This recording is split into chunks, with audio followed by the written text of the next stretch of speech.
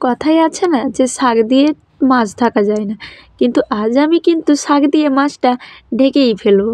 না না, আমি কথাটা এমনি বললাম, কারণ বাবা আজকে, আমি আগের ভিডিওতেই বলেইছি যে আমার শ্বশুরমশাই কিন্তু রোজ সকালেই বাজারে যায় আর টাটকা টাটকা সবজিও কিন্তু নিয়ে আসে।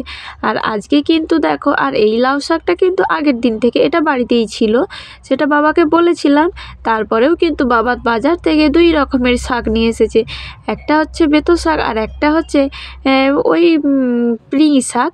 ওটাই আমি শুনলাম। তারপর দেখো নিয়ে এসেছিলো বাটা মাছগুলো ভেজে নিয়েছি, আর ওই যে লাউ শাকটা এনেছিল না, ওই লাউ শাকটা দিয়ে আরও সবজি দিয়ে একটু ঝোল বানানো হয়েছিল।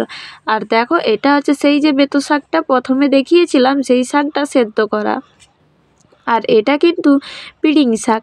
এটা আমি ধুয়ে দেখো ভালো করে পাতাগুলো আলাদা করে নিয়ে জলে ধুতে রেখেছি, যাতে ওতে বালিটা না থাকে, তার জন্য রেখে দিয়েছি। আর কড়াইতে এইটার জন্য আমি সবজিটা বসিয়ে দিয়েছি।